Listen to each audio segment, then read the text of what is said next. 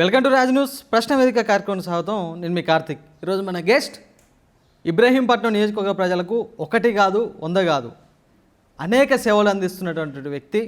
అదేవిధంగా ఆదిబట్ల మున్సిపాలిటీ మాజీ చైర్మన్ మర్రి నిరంజన్ రెడ్డి గారు ఉన్నారు. వెల్కమ్ చేద్దాం.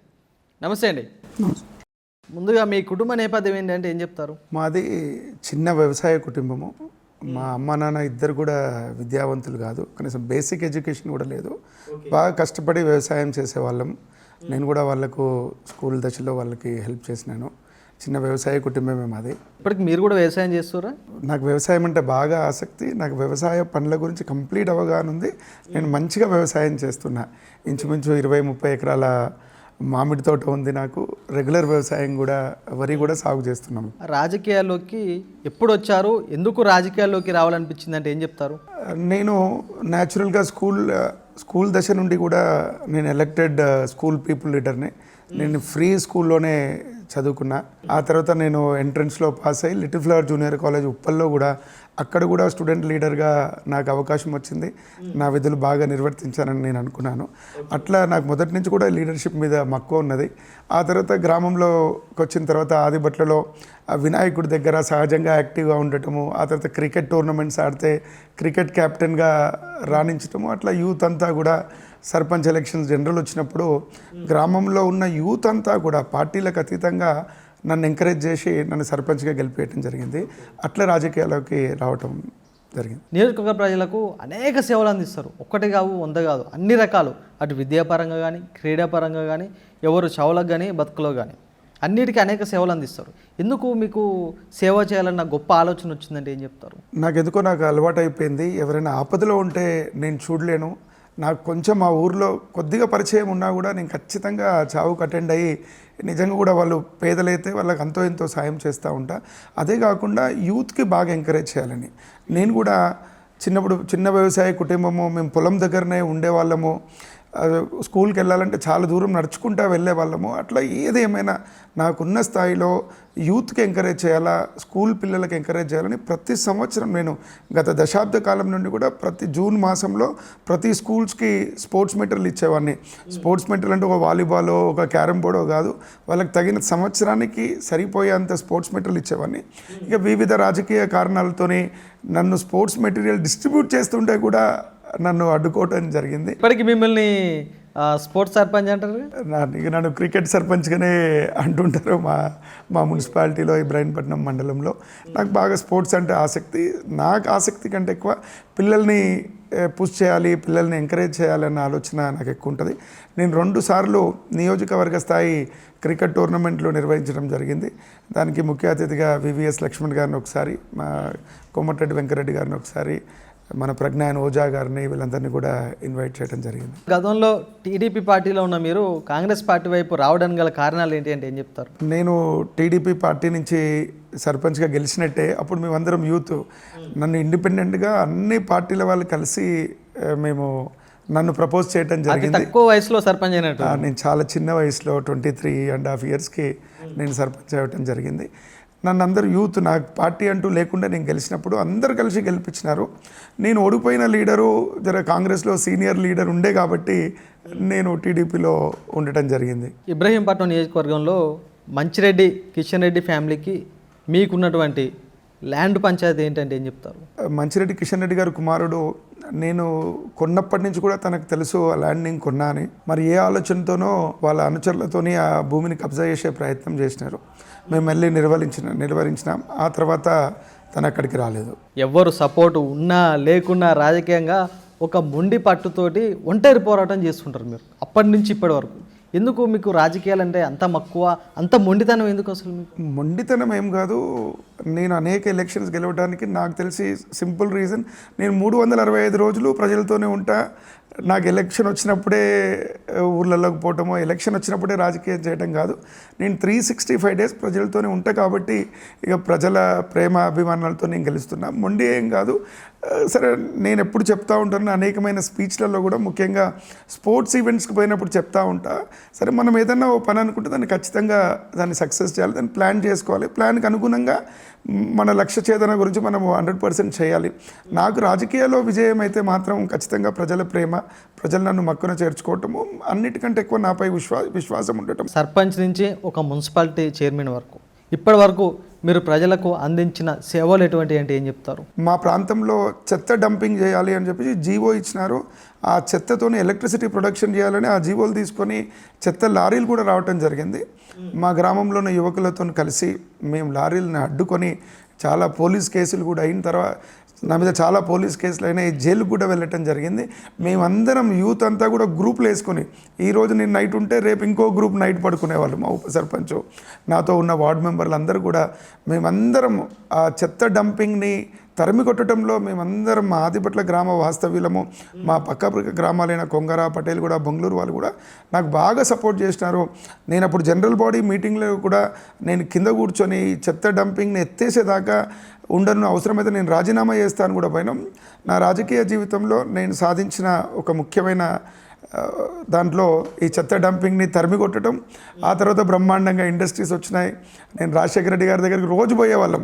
సార్ మా దగ్గర గవర్నమెంట్ ల్యాండ్ చాలా ఉంది, మీరు ఏదైనా ఇండస్ట్రీస్ పెడితే బాగుంటుంది అని పెట్టినాం. ఆ భగవంతుని దయ వల్ల, మా ప్రజల అదృష్టం వల్ల ఈరోజు బాగా ఇండస్ట్రియలైజ్డ్ విలేజ్గా మా ఆదిపట్ల అయిపోయింది. అంటే మీరు సర్పంచ్ నుంచి చైర్మన్ వరకు ప్రభుత్వాలు నిధులు ఇచ్చినా ఇవ్వకున్నా మొత్తం మీ సొంత నిధులతోటే అభివృద్ధి కార్యక్రమాలు చేస్తారంట, అది వాస్తవేనా?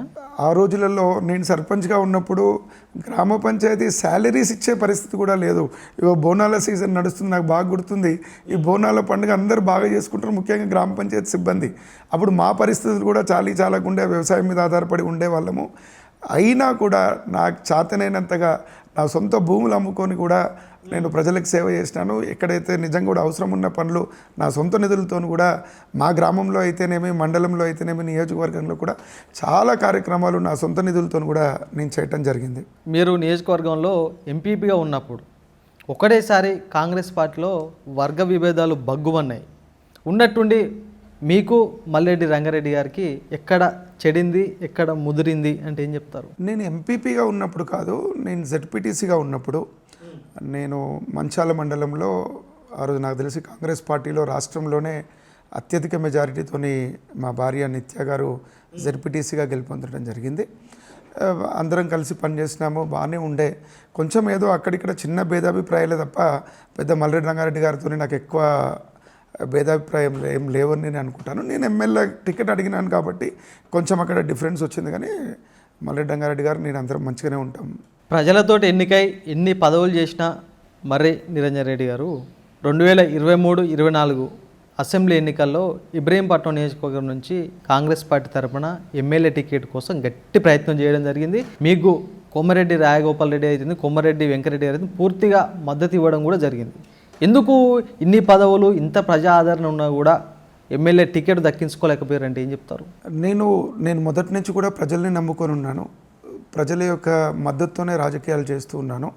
నేను ఇన్ని పదవులు చేసినాక కూడా ఒక మండలంలో జెడ్పీటీసీగా, ఇంకో మండలంలో ఎంపీపీగా, ఇంకో ఆదిపట్ల ప్రాంతంలో ఒక బలమైన నాయకుడిగా ఉంటూ నేను కూడా అందరి సూచన మేరకు, ప్రజల సూచన మేరకు నేను కూడా అప్లై చేసుకున్నాను ఎమ్మెల్యేకి. స్క్రీనింగ్ కమిటీ మద్దతుతోనే స్క్రీనింగ్ కమిటీ వాళ్ళు నన్ను ఢిల్లీ కూడా ప్రపోజ్ చేసినారు.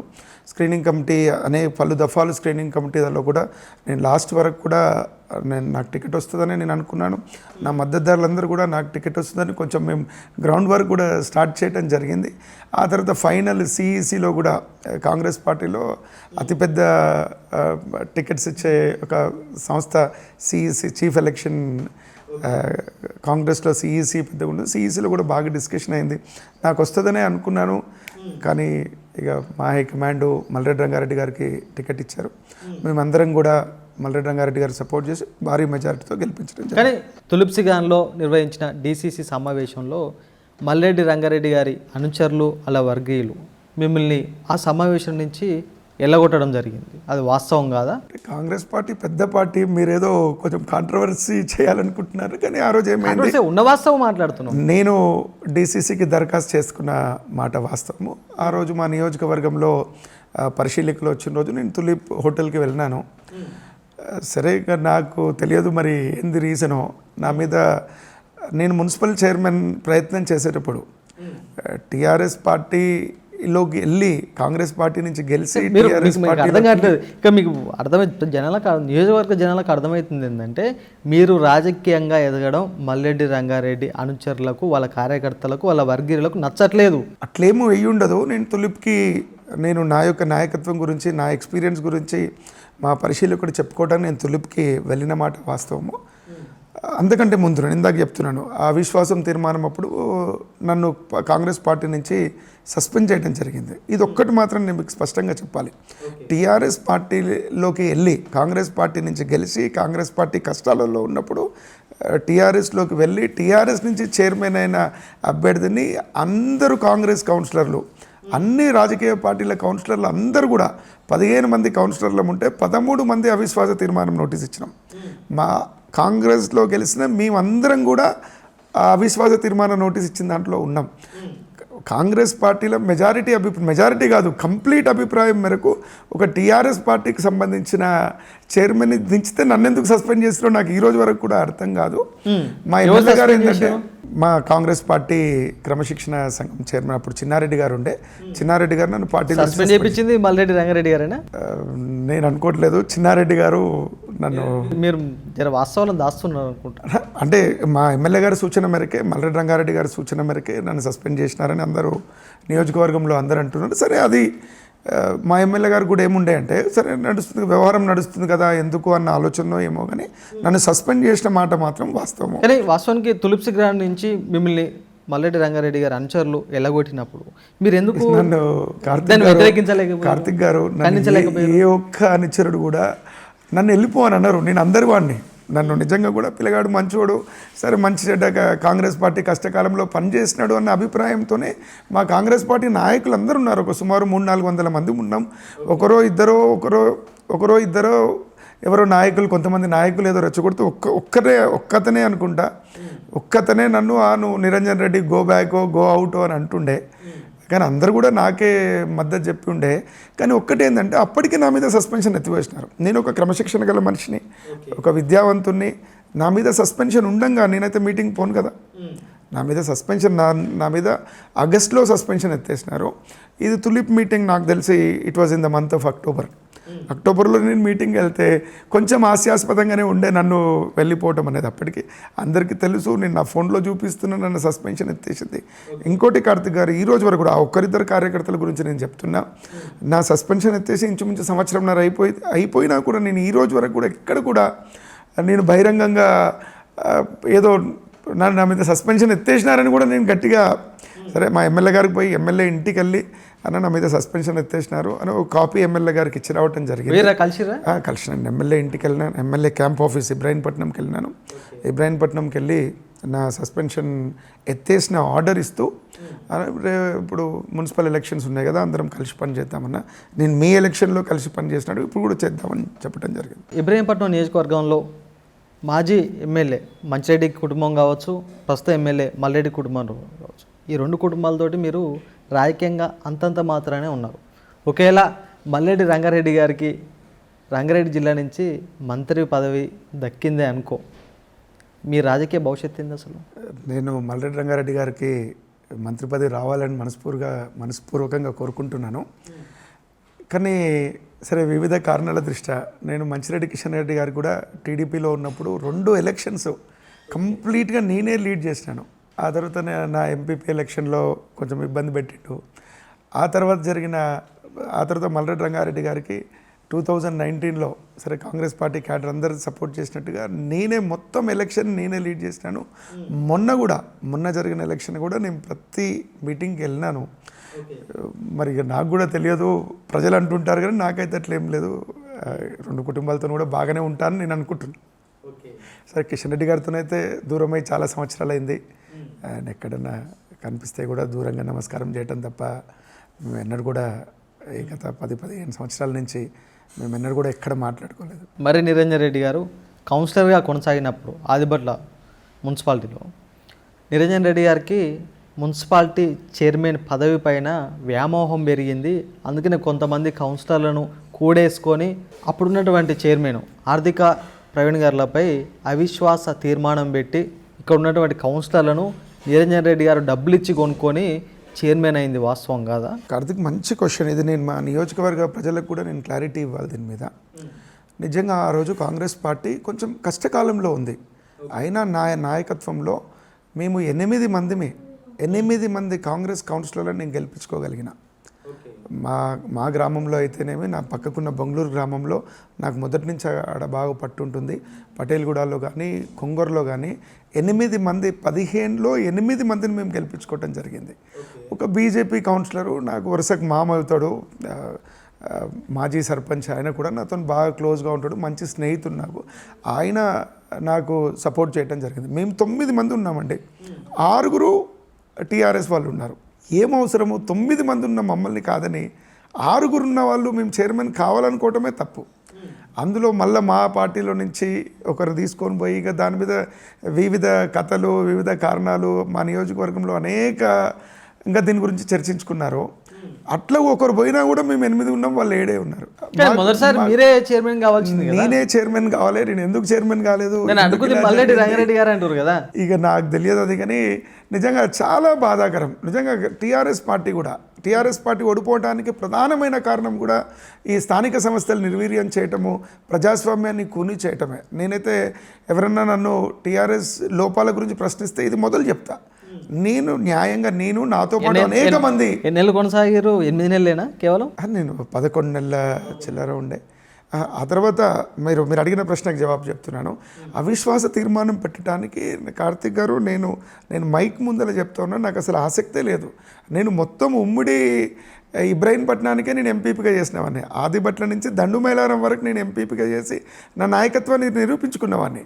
ఓన్లీ ఆదిబట్ల మున్సిపాలిటీకి కావాలి అనేది అంత పెద్దగా నాకు ఆసక్తి కూడా లేదు. అందరూ కౌన్సిలర్లు, అన్న నువ్వైతేనే బాగా 4 సంవత్సరాలు డెవలప్మెంట్ కాలేదు, మన ప్రభుత్వం వచ్చింది, ఇప్పుడు డెవలప్మెంట్ చేసుకోగలిగిరా ఈ 11 నెలల అభివృద్ధి? నిజంగా కార్తిక్ గారు, నా జీవితంలో నాకు అత్యంత సంతృప్తినిచ్చింది ఈ 11 నెలలు. అందులో ఎంపీ ఎలక్షన్స్ కూడా ఉండే. నేను ఎఫెక్టివ్గా మున్సిపల్ చైర్మన్గా ఉన్నది నాకు తెలిసి 7 నెలలే. 7 నెలల్లో నేను 80 కోట్ల పైన వర్క్ చేసిన. 80 కోట్ల పైన వర్క్ చేసిన. నేను మీకు ఇంటర్వ్యూ అయినాక నేను అంతా ప్రిపేర్ చేసి పెట్టాను, serial number, name of the work, amount అని చెప్పేసి. నాకు నిజంగా చాలా సంతృప్తినిచ్చింది. ప్రతి గ్రామంలో, మా ఆదిపట్ల గ్రామంలో నేను సర్పంచ్గా ఉన్నప్పుడు ఎంపీపీగా ఉన్నప్పుడు సీసీ రోడ్లే ఉండే. మళ్ళీ అన్నీ కూడా కొత్త సీసీ రోడ్లు, కొత్త డ్రైనేజ్ వ్యవస్థ అయిపోయింది. కోమటిరెడ్డి వెంకటరెడ్డి గారి ఆశీస్సులతోని ఒక 25 కోట్లు నాకు మొదటి నుంచిగా ఉండే. నాకు రాజకీయంగా భిక్ష పెట్టిన నా గ్రామానికి నేను ఏదో ఒకటి చేయాలి అని చెప్పి మొత్తం మా ఔటర్ రింగ్ రోడ్ నుంచి మా ఊరు కొన వరకు కూడా 4 line road with central lighting work ఆన్లో ఉంది. సగం వర్క్ కూడా కంప్లీట్ అయింది. అది మొత్తం కూడా బ్రహ్మాండంగా. మీ గురించి ఎంక్వైరీ చేసేటప్పుడు మాకు చాలామంది చెప్పుండే, మర్రి నిరంజన్ రెడ్డి గారు జడ్పీటీసీగా గట్టిగా పోటీ చేయాలనుకోరు, ఆయన మండలం కాకుండా ఇతర మండలాన్ని పోయి కూడా అత్యధిక ఓట్ల మెజారిటీలో గెలిచిరనేసి. ఇక్కడ కూడా కార్తిక్, నేను ఏ విధంగా అయితే చైర్మన్ అవ్వడానికి అందరూ స్వచ్ఛందంగా నాకు హెల్ప్ చేసినారో, జెడ్పీటీసీ ఎన్నికలప్పుడు కూడా మా మల్లెడ్డి రంగారెడ్డి గారికి కూడా బాగా తెలుసు ఈ విషయము. నేను నిలబడును అని చెప్పినాను. మా నాయకత్వానికి అందరికీ కూడా తెలుసు, నేను వద్దు బాగుండదు, నేను ఒక మండలానికి ఎంపీపీగా ఉన్నా, నేను పోటీ చేయను అంటే మంచాల నాయకులు, మరి ఇబ్రాహీంపట్నం నియోజకవర్గం పెద్ద మల్లెడ్డి రంగారెడ్డితో పాటు ముఖ్యంగా కోమటిరెడ్డి వెంకటరెడ్డి గారు, నువ్వు చేయాలి, పార్టీ కష్టకాలంలో ఉంది, నువ్వు నియోజకవర్గం అంతా నీకు పరిచయాలు ఉన్నాయి కాబట్టి నువ్వు చేయాలి అని అన్నారు.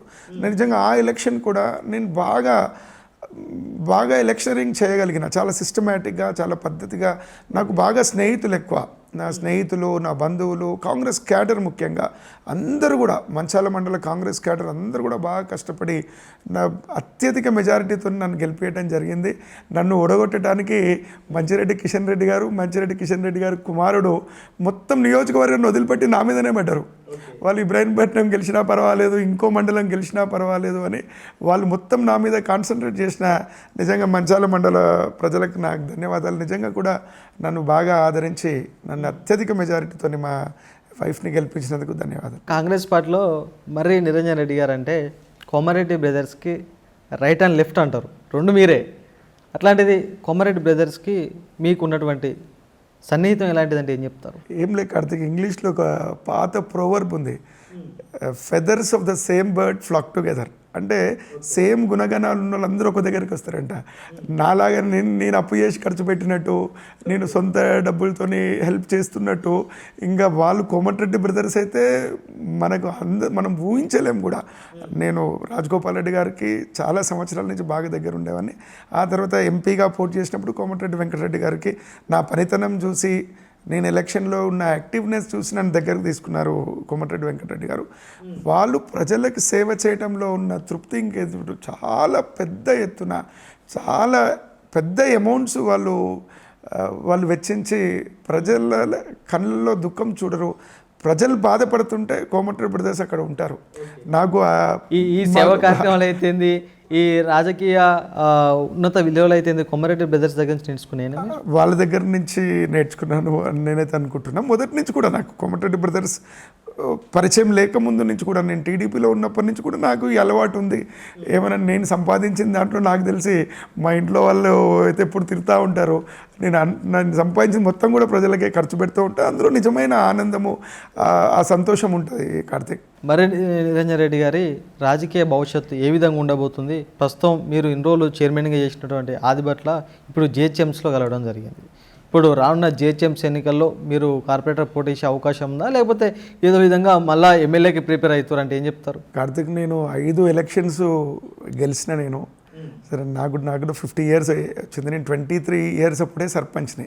సరే, మా గ్రామంలో కానీ, మా మున్సిపాలిటీలో కానీ, మా డివిజన్లో కూడా చాలామంది నేను కూడా కార్పొరేటర్ కావాలి, మేము కూడా రాజకీయంగా ఎదగాలని అనుకుంటారు. కాబట్టి వాళ్ళకి అవకాశం ఇవ్వాలన్న ఆలోచనతోనే నేను ఈసారి పోటీ చేయొద్దు అని స్పష్టంగా నేను అనుకుంటున్నాను.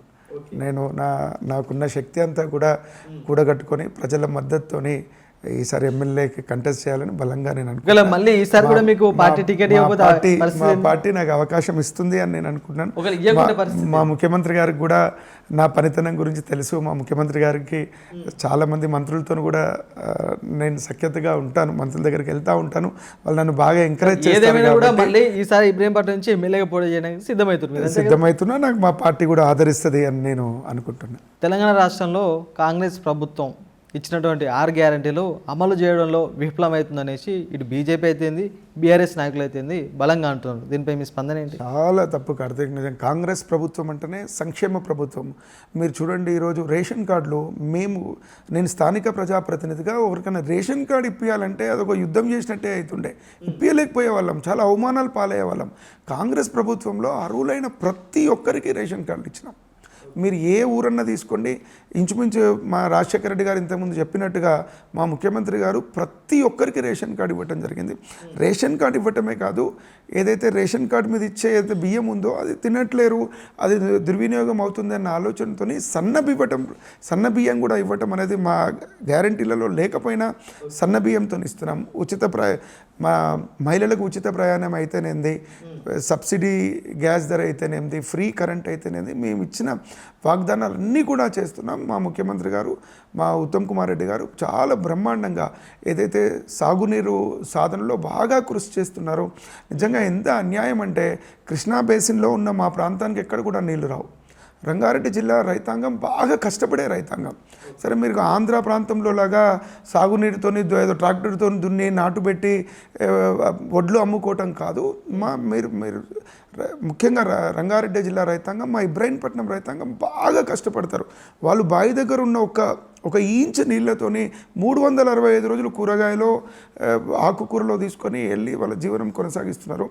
ఈ కష్టపడే రైతాంగానికి సాగునీరు ఇస్తే ఇంకా అద్భుతాలు చేస్తారు మా ప్రాంత రైతులు అని సందర్భంగా నేను అడుగుతున్నాను. బాగా సీరియస్గా డిండి ఎత్తిపోతల పథకం నుంచి కానీ, రంగారెడ్డి పాలమూరు పథకం నుంచి కానీ, ఇబ్రాహీంపట్నం నియోజకవర్గానికి నీళ్లు రావాలి, నీళ్ళు వచ్చేటట్టుగా మా ప్రభుత్వం కృషి చేస్తుంది. టీఆర్ఎస్ ప్రభుత్వం ఎక్కడ కూడా బాగా నిర్లక్ష్యం చేసింది. నార్త్ తెలంగాణకు ఆ పనికిమాలిన కూలేశ్వరం ప్రాజెక్టుకు మొత్తం రాష్ట్ర ఖజానా ఖాళీ చేసి అక్కడ కూడా అది కూడా సక్సెస్ కాలేదు. నువ్వు ఎక్కడ కూడా ఈ 3 లిఫ్ట్లు 5 లిఫ్ట్లు ఉండవు కార్తీక్. నాకు అర్థమే కాలేదు ఎంత చక్కగా కాంగ్రెస్ ప్రభుత్వంలో మన రంగారెడ్డి చేవెళ్ళే కాకుండా కాళేశ్వరం దగ్గర కట్టి, కాళేశ్వరం మేడిగడ్డ నుంచి లిఫ్ట్ చేసి అన్నారంలో పోయాలి, అన్నారం నుంచి లిఫ్ట్ చేసి సుందిళ్ళలో పోయాలి. ఎఫెక్టివ్గా ఎప్పుడు కూడా సరిగా వాటర్ లిఫ్ట్ చేయలేదు. అంటే సంపూర్ణమైన అవగాహన లేకుండా దక్షిణ తెలంగాణకు బాగా అన్యాయం చేసినారు. ముఖ్యంగా కృష్ణా బేసిన్లో ఉన్న మాకు సాగునీరు రావటం మా యొక్క హక్కు, కాబట్టి మా ప్రభుత్వం అందులో పనిచేస్తూ ఉన్నాం. చూడండి, అటు సాగునీరు, ముఖ్యంగా రోడ్స్, మీరు రోడ్స్ డెవలప్మెంట్ విషయంలో చూసుకోండి, చాలా బ్రహ్మాండ హ్యామ్ ప్రాజెక్ట్ కింద ఎవ్వరు కూడా ఆలోచన చేయరు. మా ముఖ్యమంత్రి గారు రూపకల్పన చేసినారు, మా మంత్రి గారు కూడా బాగా దాని మీద బాగా ఫోకస్ చేసి, నేను మంత్రి గారితో ఎప్పుడు ఉంటా కాబట్టి 10 గంటల వరకు, రాత్రి 10-11 గంటల వరకు కూడా సెక్రటరియట్లో ఉండి ఈ హ్యామ్ ప్రాజెక్ట్ని సక్సెస్ చేయాలని నిన్న కూడా మొన్న మొత్తం కూడా ఏదైతే హ్యామ్ ప్రాజెక్ట్ డైరెక్టర్ ఉన్నాడో బీవీ రావు గారని ఇంకా ఇతర ఉన్నతాధికారులతోని ఏది ఏమైనా తెలంగాణలో బ్రహ్మాండమైన రోడ్లు డెవలప్ కావాలి, రోడ్లు వస్తేనే డెవలప్మెంట్ వస్తుంది, రోడ్లు వస్తేనే రియల్ ఎస్టేట్ వస్తుంది, భూముల రేట్లు పెరుగుతాయని చూడండి అన్ని వర్గాల్లో తెలంగాణ ప్రభుత్వము అటు సంక్షేమము అభివృద్ధిని 2 కళ్ళగా ఇచ్చిన గ్యారంటీలన్నీ కూడా నెరవేరుస్తూ ప్రజల ఆశీర్వాదం పొందుతున్న ప్రభుత్వం. నేను 25 ఏళ్ళ నుంచి ఒక ప్రజాప్రతినిధిగా నేను ఉన్నాను. అనేకమైన గవర్నమెంట్, టీడీపీ గవర్నమెంట్ చూసినాము, టీఆర్ఎస్ గవర్నమెంట్ చూసినాము, మా కాంగ్రెస్ గవర్నమెంట్ కూడా 10 సంవత్సరాలు ఉండే, కానీ ఇంత బ్రహ్మాండంగా సంక్షేమ పథకాలు అందించే గవర్నమెంట్ ఎక్కడ కూడా చూడలేదు. రైట్, ఈనాటి ప్రశ్న వేదిక కార్యక్రమం చూస్తున్నామండి రాజ్ న్యూస్. మరో గెస్ట్తో మళ్ళీ కలుద్దాం.